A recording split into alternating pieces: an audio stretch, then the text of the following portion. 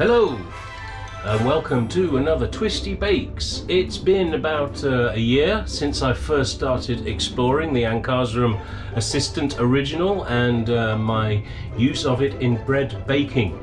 And some of my earlier videos received criticism in the comments on not using the correct technique and try this, try that. My problem with some of those videos is that they alter the quantities of flour until they achieve this perfect donut around the roller in the middle of the machine. I have further refined and improved my technique, taking some tips from some of those videos, but this is what I do now.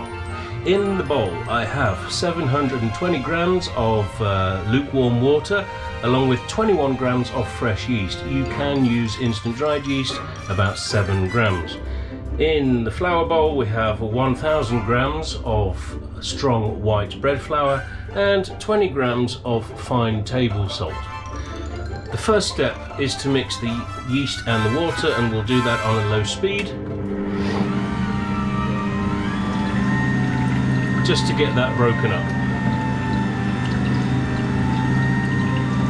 I do have another technique for white bread making that includes an auto-lees, and maybe I'll do another video on that, but because of the technique of adding liquids first to the Ankarsrum, it's not a good process if we're using fresh yeast. It works far better with dry yeast where we can sprinkle it on after the auto-lees. So once the yeast is largely mixed in, we can start to add the flour, and we're just going to add it 1 spoon at a time.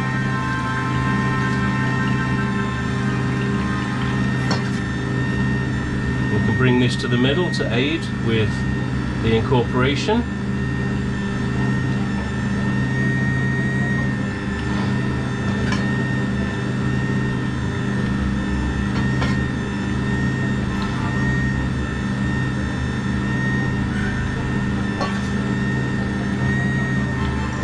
And as you can see, it's mixing quite nicely.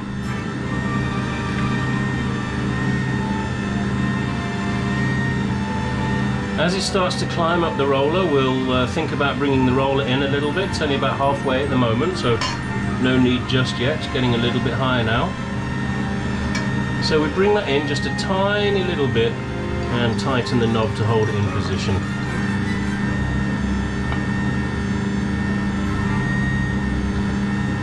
Looking good so far. In with the next lot of flour.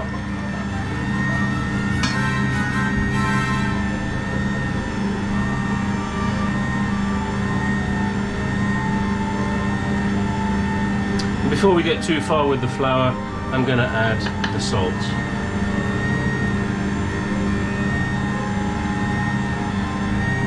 Just bringing it to the middle again to help mix that together. And now we just keep going until the rest of the flour is added.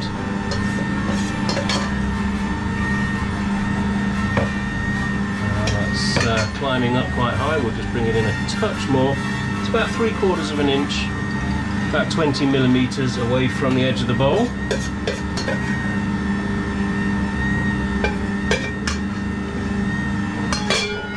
And that is all the flour in there.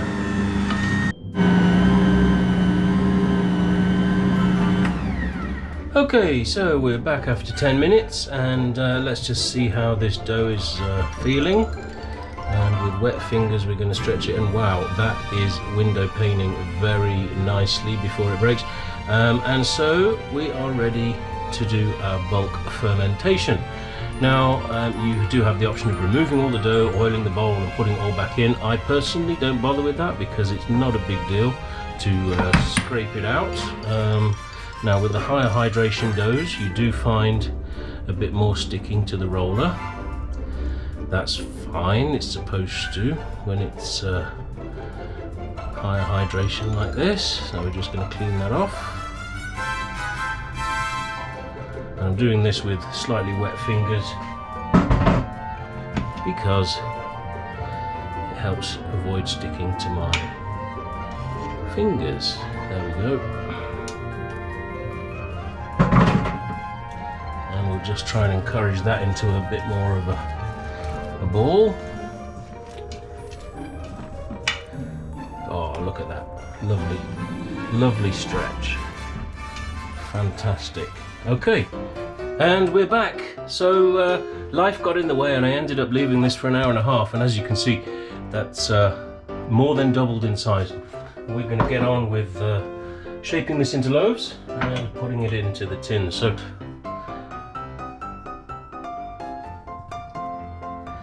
a little light dusting, a bit more on the fingers, knock the air out,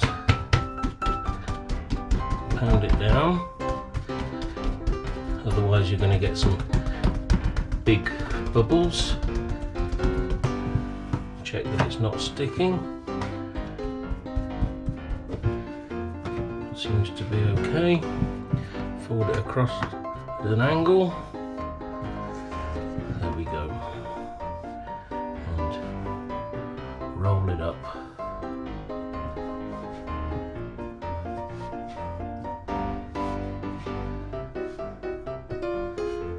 There we go.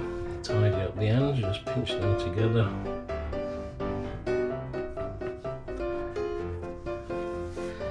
And into our tin. We'll just tidy up the workbench